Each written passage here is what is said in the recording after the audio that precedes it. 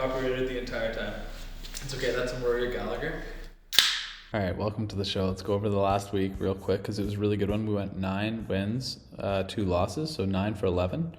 Not bad. So the first one, okay, amazing. This is actually hilarious. Oh, you know what? Let me quickly, I'm sorry guys, let me launch OBS here because we're going to start recording here. Perfect. No software updates. No, it's time. Okay, so Nora Cornell, I said Melissa Dixon had some weird eyesight. I know that was really mean to say, but like honestly, she was wearing some thick like spectacles. And I don't know, man. I just don't trust people that like have bad vision. I know it's so mean to say. I'm so sorry. I have a soft spot for people that have like bad vision, but it is what it is. Nora Cornell absolutely hit her with this beautiful little. It was like a clinched knee, and it, even though it was kind of blocked, it just blasted her and really dropped her down. She basically protected her body like above everything else, and just completely exposed her head. Cornell steps in, blasts her with a right high kick. She's like dazed, blasts her with another high kick. I love the spamming of the high kicks when you know someone's hurt. Like, why not, right? Crow cop. And just dusts her, drops her with the second one, kind of turns around against the fence. And same thing, she's still just like holding her stomach, and she just gets absolutely finished. That was good. All right, on to the next one. Cesar Almeida. Dylan Buka was trying to take him down the entire time. We called it again. So we're 1 for 1. We went Cesar Almeida. He won as well. Defended a bunch of takedowns and eventually got the KO, especially with like the nice little, you know, those like dropping knees or dropping elbows. Super nice.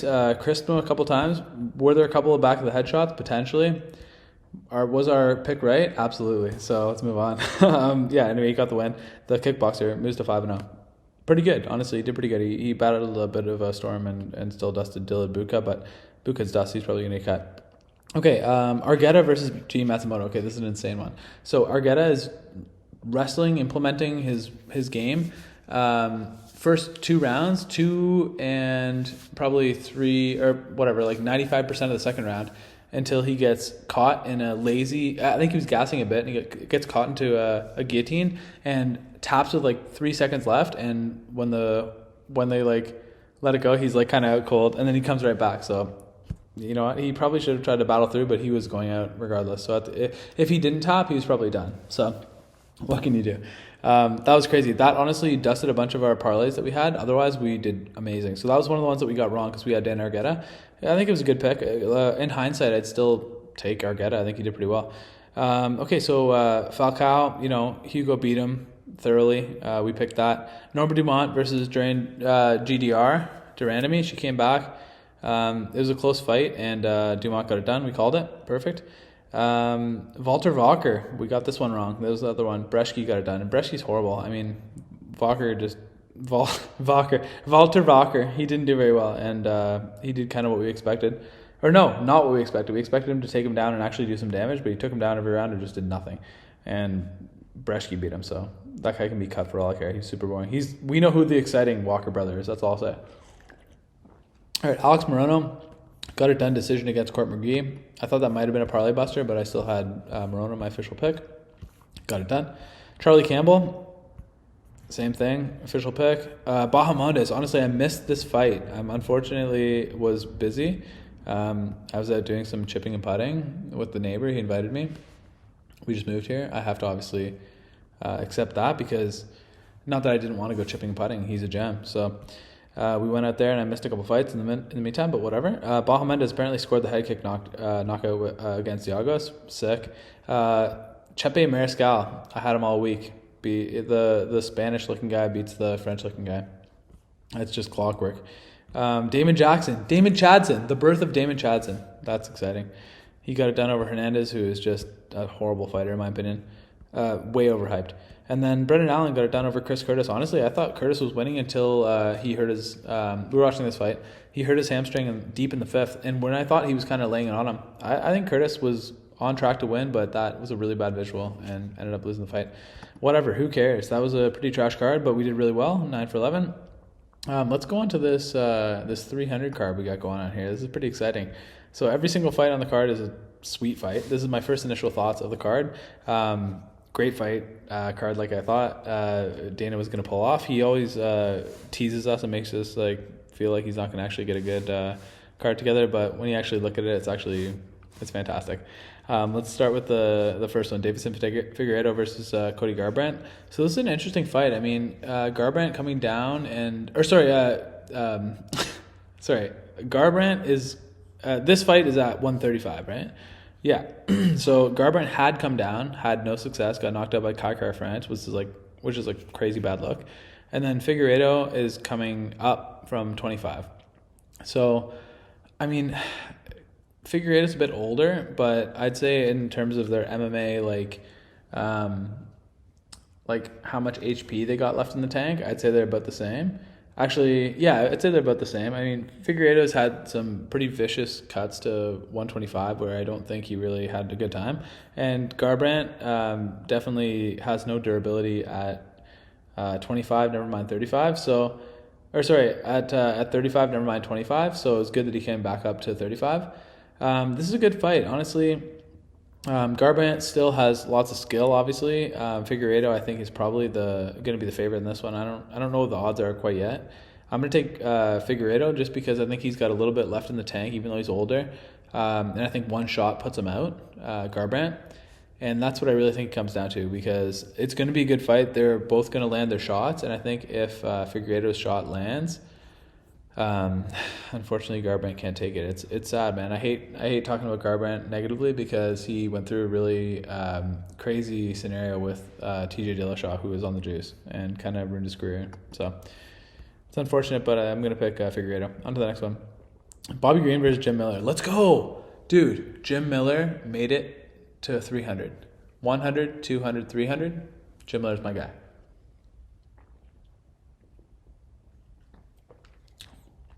It's a slug for Jim Miller. 40 years old, still doing the thing. What a legend. In this one, he's up against a tough guy. I don't think they would have given him someone like Bobby Green if Green wasn't coming off a bad knockout like that. I think that Miller's had his success against that kind of 5 to 15 type of ranked guy, and I think Bobby Green is in that same caliber, but he's dangerous. And when I think about Bobby Green and Jim Miller fighting, I know it's going to take mostly place on the feet. If Jim Miller can force a takedown, it's going to be good. We've seen how Miller does against how Green does against other. Oh man. Sorry. The allergies here are real. And I'm used to an allergy place. Oh, it's insane. This might be a bit of a timeout. No, we're not doing that. No timeouts. We're tough. We're nails. Jim Miller is tough. He had Lyme's disease and he battles through. I will battle through this. Bobby Green, I think, honestly has a 60% chance of winning this fight.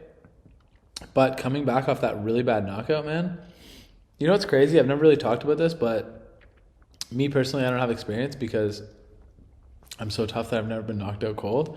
But I'm just kidding. But I know other people that have had really bad concussions, especially Eric Lindros, which is a famous NHLer. If I have time to edit this, I'll put in the clip, which is pretty tough. Turnover at center. Here's 88. Lindros makes the move, and Lindros is hammered down to the ice by Scott Stevens. And Lindros remains down on the ice as all the other players come together. Oh boy.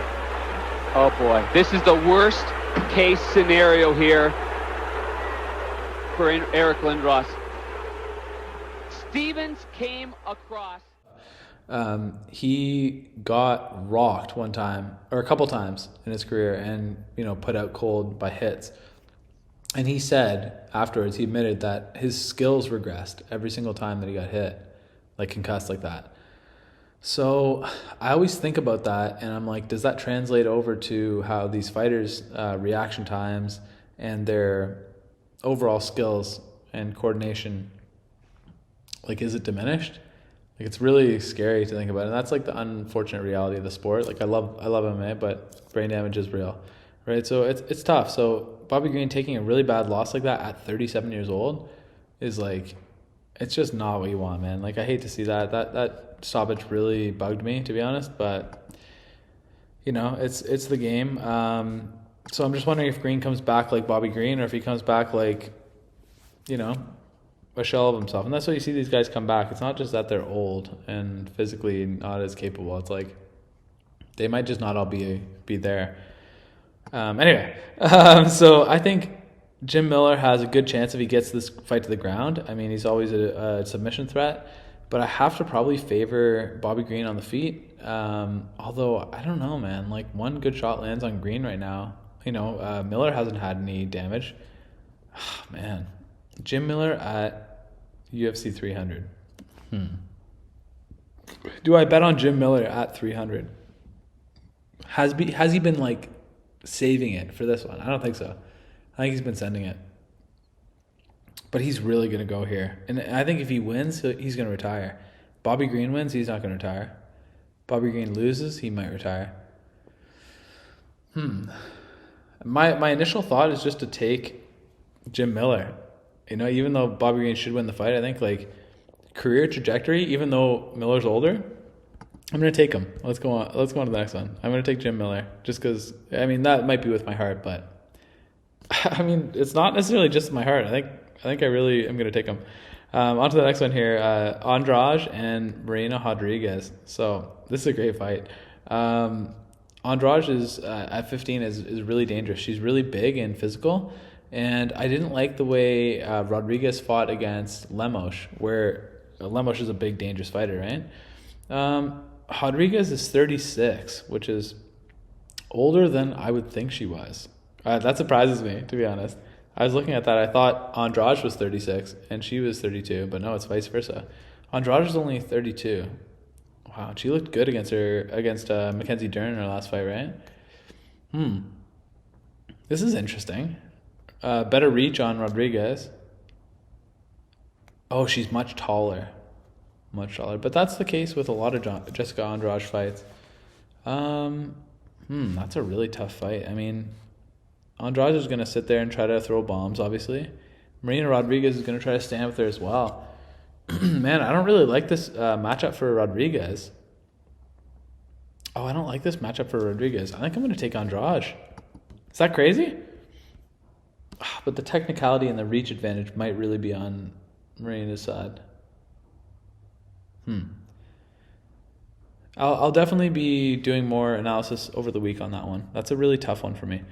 Let's take Andrade, conservatively, but that pick could change. We'll see. On to Jalin Turner and Renato Moicano. Okay, this is one where I love Moicano because he's just a sick guy. Like, he's awesome. I love his YouTube channel and stuff that he's talking about. He's like moved to America and he just loves the States. That's the kind of stuff we need. This place is great, man. I just moved to the States too. This is the best country in the world, straight up. Sorry, I know everyone else is going to be upset about it, but this is the best country in the world. Jalin Turner versus Moicano.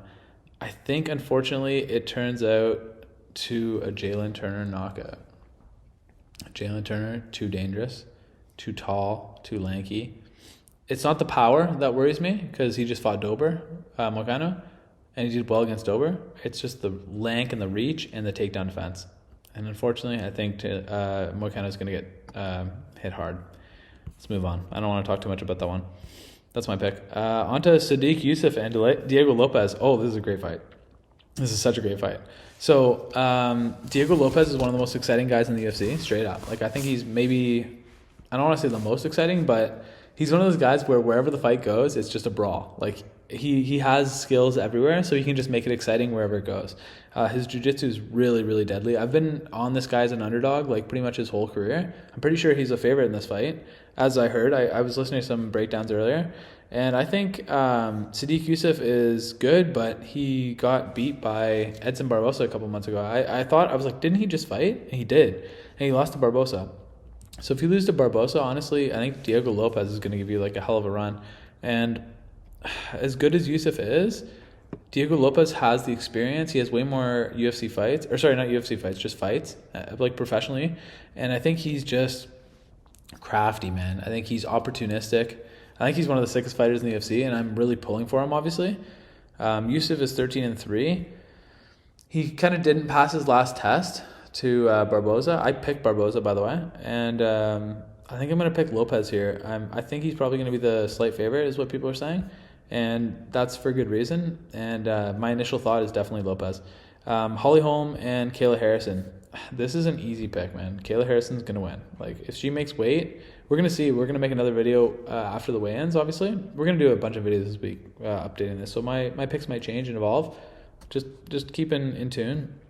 I think right now, Kayla Harrison's the play. She seems like she's cutting the proper weight. She's a juice head, bro. Look at this girl. Get a picture of this girl going. She looks ridiculous. She looks ridiculous. She's obviously on juice. She looks like a man. Like, she's scary, man. Like, but she lost to whatever, Melissa Pacheco or whatever her name was. And that was a horrible loss. So is Holly Holm going to be able to do anything against her? Absolutely not. It's not the right girl to put up against her to even show if she's good or not. Like, she's going to run through her. She's going to take her down. She's going to be super strong. Her wrestling's sick. She's a college wrestler. This is an easy pick. Like, that's a lock of the card. Kayla.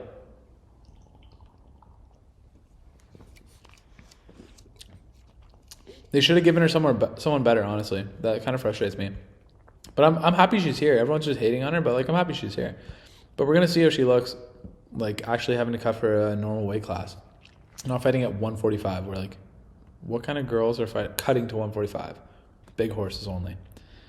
It's like, whatever. There's not much skill up there. Okay, Calvin Kattar versus Aljamain Sterling. So Aljo is coming up to 145. Kattar is an established 145er, featherweight. Honestly, man, I think this fight goes one of two ways. Like, either Aljo's able to take him down, which I just don't see, man. I think the size advantage is just, it's going to be evident here. Like, Aljamain's plans at 135 to grapple are, like, very intimidating because, like, if you get taken down at 135, you have no, like, weight or mass to, like, get up. Excuse me. And I think Aljamain is a big-time, like, in-betweener, right? So he's small for 45, big for 35, so he has a really, like, heavy cut to 35. He's been doing that, but now he's getting a little bit older. It's just not his thing anymore, right? So I think going up and fighting someone like Calvin Kattar that has such power on the hands is, like, trouble. And good takedown defense and, like, pretty well-rounded, like, athletic guy. I think it's a horrible debut for him, and I think he gets knocked out. Honestly, I'm going to take Calvin Kattar to knock out Aljamain Sterling. It's an aggressive pick. I don't know if he's the favorite or not. Probably not, but I'm going to take Kattar. Okay, this is sick. So the featured one of the prelims, Prochazka versus Rakic. So I'm going to take Jiri for sure. I think Jiri just got caught coming off an injury, being a little aggressive against a guy that's got tons of power. Rakic has power too, also coming off tons of injuries. This is a really good matchup. I'm happy they are fighting each other. It's unfortunate both of these, like, the European, like, beasts need to fight each other, but that's the way it is in the division. What can you do? It's something that the Dagestans don't really do much at the top, which is really unfortunate. Like, you guys are the best, and you should fight each other, and oftentimes they don't. Anyway, we got Jiri versus Rakic. Both really good strikers. Yuri's way more unorthodox. Rakic is someone that has really powerful and, like, more technical and, like, more technically sound striking. I think Yuri's probably gonna catch him and put him down bad. Is my initial thought. Like, it's almost like a Ozdemir. Like, Ozdemir versus Rakic, I think would be a more even fight. I think Yuri's gonna be, I don't know if he's the favorite or not, but he should be. Even though he lost to Pereira. I think that was him coming off a weird injury and he was kind of being not ideal. I'm going to take Jiri here, man. I think he's got tons of experience. I was super high on Jiri all the way, and him getting hurt and knocked out once is not going to change that, even though he did get wobbled and essentially, like, flash knockout, knocked out by who hit him with the up kick there, who he ended up finishing brutally. Reyes hit him with an up kick that actually put him out for a second, and he finished in half guard, or in, like, side control, and ended up getting up and then hit him. Obviously, the rest is history. Hit him bad. I'm taking Jiri. All right, main card. Let's go. What? Gaethje and Holloway got canceled? No. Wait. Oh, jeez. What the heck, man? So Gaethje and Holloway is showing canceled, and then it's still on the card. So hopefully it's still there, dude. I got genuinely scared. I was like, no. That was when I was looking forward so much to breaking down and actually watching. Okay, Bo Nickal versus Cody Brundage. Okay, Bo Nickal is sick. He's super sick.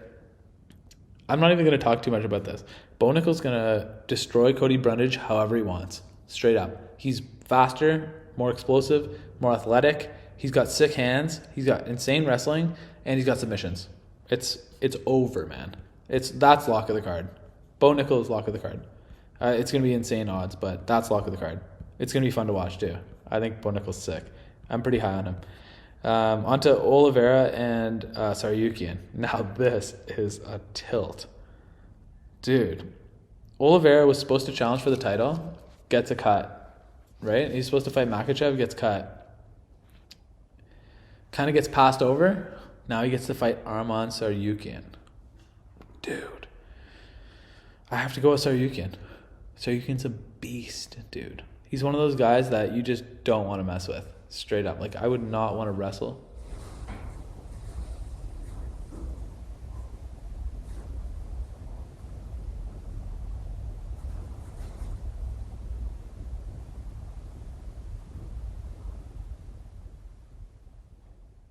There was a mountain lion in our thing earlier. So those sounds are very scary. Everything's closed up, so I'm good, but that's super scary. Sorry. Arman Tsarukyan is someone that I would not mess with, just like that mountain lion, potentially, or a snake, or whatever that was.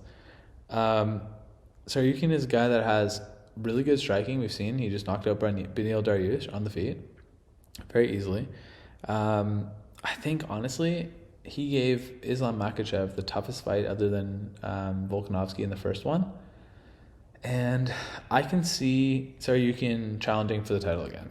And I feel like Oliveira is a little bit older. Let's just take a look here. He's 34. I'm not saying he's done, but he's taken some losses, taking some damage, and I don't think he has the greatest chin, honestly. I think his durability is not there. I think Arman's never been chin checked. I think he's 27. He's a little bit shorter and stockier and tougher. So Oliveira's going to be a little bit taller. That makes sense. But, man, I got to take Arman Tsarukyan. And the wrestling is going to be, I think, too much for him, man. The only thing I can see happening that might be potentially bad is for Arman is he takes him down and then gets caught in a submission off his back, off Oliveira's back. Do I see that really happening, man? In my dreams. You know what I mean? In my dreams, I see that happening. I see the younger guy more tough and like durable, younger and explosive fighter. I'm going to take Tsarukyan here, reluctantly. And you know what? I hope Charles gets it done. My heart goes with Charles. My brain goes Arman, and that's what my picks are here. These are my brain picks, unfortunately. They're not my... I'll still talk about what I want to happen, but yeah, I don't think Charles gets this one done. Okay, Holloway and Gaethje. This is one that everyone's talking a lot of trash on, and I think for good reason, because I'm not saying that Max can't do well at 155, but I don't think his style does well at 155. Does that make sense? I think his high volume style doesn't translate as well at 155 as it does at 145. Max at 145 touching you and piecing you up is great because the power coming back at you isn't danger worthy. There goes our light, whatever. This is close to the co-main event, whatever. So I don't think the danger coming back at Holloway at 45 demands his respect, and it hasn't thus far, right? The issue is that now he's going up to 55, and no matter how much he prepares his body physically, he has to still fight a guy that has been making a living at 55. And these guys that are at 145 are a different breed than 55, I'm telling you. And I know Max doesn't throw with 100% power. He's more cardio kind of guy, but against someone like Gaethje, you have to throw with power and with cardio because he's got crazy, go-to-the-death stamina, and he hits like a truck, like Khabib says. Right, we know Gaethje has the power to put anyone in the division out, and Holloway, coming up from 45, is no exception. I know he's got a crazy chin. Everyone always talks about his chin, but that's at 45, man. At 55, he's lost, and I think he lost against Gaethje, as I recall. I'm not sure. I'll have to check that, but to me, Gaethje's going to win this fight, and Gaethje's going to knock Max Holloway out. It's going to be a really nasty outcome, in my opinion. I think no one wants to see Holloway lose, and everyone thinks that it can't happen for him to get knocked out. Guys, I'm telling you, I think Justin Gaethje is the guy to do it. He just knocked out Dustin Poirier, who just dusted Benoit Saint-Denis. Guys, no joke. Gaethje has gone through a couple primes. His record is 25-4 now. Through PFL, through World Series of Fighting, through UFC. Guys, no joke, and I think he's as good as ever. And I think I'm going to take him here, Gaethje. Hopefully Holloway. Again, my heart goes with Holloway. My brain, Gaethje. That's who we're taking, Gaethje. Co-main event. This is fun. So, Weili Zhang versus Yan Xiaonan. I'm going with Weili Zhang all day, every day, man. I think Weili Zhang's an awesome fighter. I think, man, hold on. Yan Xiaonan's pretty good. Boys, as I'm talking about it, I need to do more research. Okay, let's do the research right now. Same age, 1 inch taller for Yan Xiaonan. Same exact weight, obviously, and reach identical.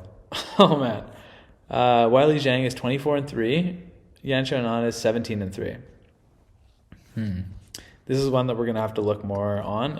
Initially, I was thinking Weili Zhang is what I was gonna say, but then I was like, man, Yan Xiaonan is legit. So I'm gonna have to do some research.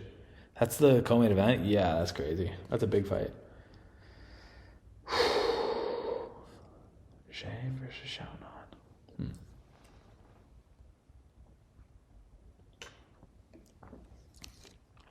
Weili Zhang versus Yan Xiaonan. Weili Zhang. I'm taking Zhang. My initial thoughts? Confirmed. The champion by decision retains. Or maybe knockout late. I like it. All right, Pereira versus Jamahal Hill, the main event. These are my initial thoughts. I'm going to take Jamahal Hill right off the bat, and I've been thinking this for a long time. I think Jamahal Hill is going to knock Alex Pereira out cold. If Jamahal Hill comes back, 80% of what he was with the torn Achilles tendon, if he comes back in fine form, he's going to knock Alex Pereira out cold. That's my official guess, and it's early in the week. It's Sunday. I'm going to upload this tonight. My official pick is Jamahal Hill. Knockout. That's it. That's all I can do. Honestly, I think he's got crazy stand-up, and I think if Izzy can knock out Pereira, I think Jamahal Hill can put him to sleep as well, especially after Izzy knocked him out bad. So I think he hasn't been challenged properly at 205. I think Jamahal Hill is the real champ, and he's going to get it done. And I hope he does. Again, my heart is with Jamahal Hill, and my brain is also with Jamahal Hill. This guy's good. He's only 12-1, I know, but he's shown crazy good takedown defense, and it's not like Pereira's going to do that. Can he take anyone down? Probably not. But it doesn't matter. I think, honestly, it's going to be a crazy stand-up battle until someone goes down, and I think Jamahal Hill drops him and retains his title back, regains the actual 205 title. It's finally going to be united. So those are my guesses early in the week. Like I said, it's Sunday, and we'll do a couple more videos later in the week because this is a sick card. I have a lot more analysis to do. I haven't went back and I know all these fighters, but I haven't went back and watched tape recently, so I'm going to do that and have my final predictions. We're going to do some bets. I'm going to talk to my brother, the casual professional, and we're going to get probably some kind of live show where we're going to just talk about everything, do some bets live, and just talk to everyone and see exactly what everyone's thinking, because it's such an exciting card, man. I love the sport, love doing this, and everyone, you guys, we'll see you later in the week, and if we don't see you, enjoy this card. It's going to be one of the best that we've seen in a long time, so talk to you later, guys. See ya. Have a great night.